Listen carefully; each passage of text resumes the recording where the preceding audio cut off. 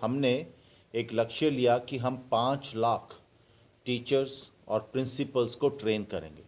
Just to give you a small example कि जब एक टीचर बीएड करता है या एमएड करता है, उसके बाद टीचर लग जाता है, उसके बाद वो 15, 20, 25, 30 साल वो पढ़ाता रहता है। उनको ये कई बार नहीं पता होता कि पीडागोजी चेंज हो गई है, टीचिंग मेथड्स चेंज हो गए हैं, असेसमेंट सिस्टम चेंज हो गया है, और स्पेशली कोविड के बाद ये काफ़ी फ़र्क पड़ा है कि इमोशनल वेलबींग के ऊपर हमारे को ध्यान देना पड़ेगा। तो ये हमने लगभग 29 स्टेट्स में इंडिया में ये हमने कंप्लीट कर दिया। और मुझे याद आ रहा है कि 2015 में हमने जम्मू से इसकी शुरुआत करी थी, तो आज 1,70,000 हमने टीचर्स और प्रिंसिपल्स को ट्रेन कर दिया है। अब ये ट्रेनिंग क्या है इसके बारे में मैं बताना चाहूँगा कि आजकल जो पेरेंट्स हैं वो हमेशा स्कूल को ब्लेम करते हैं, स्कूल के टीचर्स को ब्लेम करते हैं या संगत के बारे में बोलते हैं। पर ये एक बड़ा इम्पॉर्टेंट चीज़ है कि ये माँ बाप का रोल ज़्यादा है बच्चे के बिहेवियर पे। जो ये मैं प्रोग्राम करूँगा, यदि आज जो हम यहाँ पे लगभग 250 टीचर्स आएंगे फ्रॉम 30 स्कूल्स, उनको हम ये बताते हैं कि behaviour is more important than securing marks. जैसे एक बच्चे के 90% मार्क्स आ गए या 95 आ गए, तो वो माँ बाप बड़े खुश होते हैं, उनको अच्छी एडमिशन मिल जाती है। पर वो बच्चे जो हमने पाया है वो इतने सक्सेसफुल नहीं होते कि जो बच्चों का वो जब उनके बिहेवियर उनका ठीक होना इज़ मच बेटर। तो बिहेवियर पे ध्यान नहीं देते हैं हम लोग।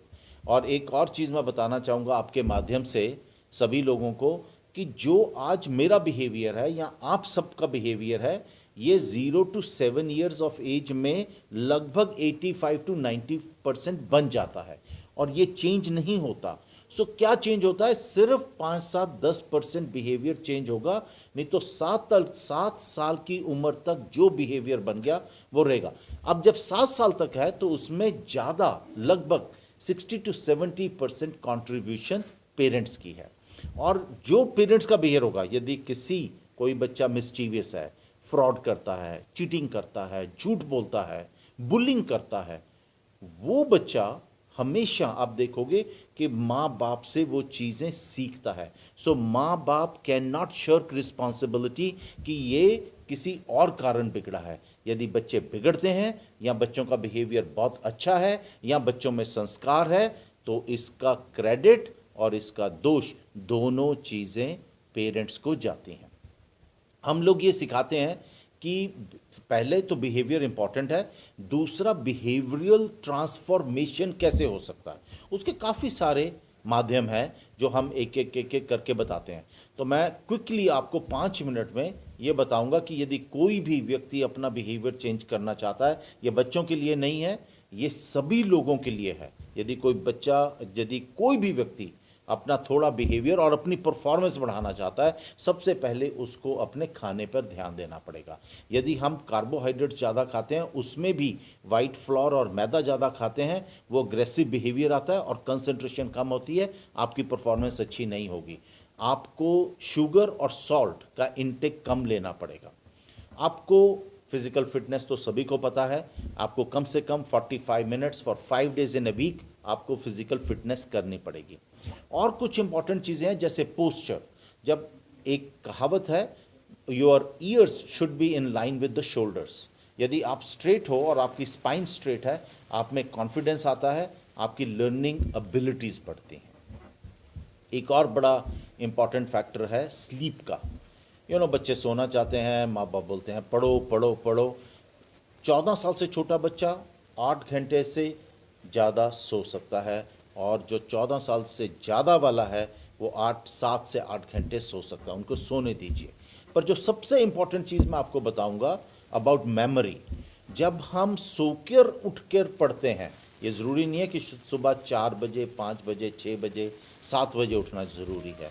जब हम सोकर उठते हैं और पहले 2 घंटे में जो भी पढ़ेंगे उसका रिटेंशन अप टू 83% हो सकता है। उसके ठीक 2 घंटे बाद वो 67% पे आ जाता है। जो आजकल बच्चे रात को पढ़ते हैं, लेट नाइट्स पढ़ते हैं, सारा दिन खेलते हैं, घूमते हैं, उनका 14 से 17% रिटेंशन लेवल रह जाता है। इसलिए इंपॉर्टेंट है, don't waste time. If you want to split your time into 2 parts, जैसे 1 घंटा दोपहर को या शाम को सो लिया तो ठीक है, दैट इज़ फाइन। बट यदि आप सोने के उठने के बाद यदि आप पढ़ते हो तो retention will be much more better. एक आप बड़े हैरान होंगे जब मैं आपको बोलूँगा हाइड्रेशन, पानी पीना। पानी पीने का क्या लिंक है विद एकेडमिक अचीवमेंट? बहुत बड़ा लिंक है। Not only 3 to 4 litres minimum you need to drink, पर आपको रेगुलर इंटरवल्स में वाटर इनटेक करनी पड़ेगी। आप देखिए, इसी से ही आपका बिहेवियर में फ़र्क पड़ सकता है। एक चीज़ और मैं बताऊंगा कि फिजिकल फिटनेस भी हो जाती है, पढ़ाई भी होती है, but most of us we are not indulging our self in mental relaxation. ये भी एक टेक्निक है जिसको हम बोलते हैं 20 मिनट हर रोज 5 दिन पर वीक आपको करना ज़रूरी है। I need not to tell you, India is very rich, whether it is meditation or transcendental meditation or yoga techniques or yog nidra. There are so many. I'm not going to say which one is good or bad, but let me tell you, if you are doing some mental relaxation, your performance is bound to go up. I can guarantee you on that. Then हम कुछ एक चीज़ें और सिखाते हैं। Gratitude, develop a gratitude journal. मैं कितने लोग हैं इस दुनिया में to whom I would like to say thank you. It could be my doctor, my nurse, my neighbor or anyone.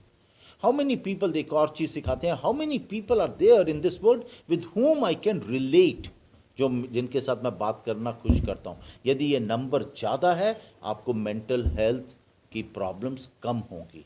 सो ये सारी चीज़ें 20 चीज़ें हैं जो हम एक एक करके सभी टीचर्स को बताते हैं कि आप जब पेरेंट टीचर मीटिंग करते हैं, पेरेंट्स को भी बताइए, बच्चों को भी बताइए, ताकि उनकी परफॉर्मेंस भी बढ़े और उनको इमोशनल कोई वेलबींग का यदि प्रॉब्लम है, that can also be taken care of.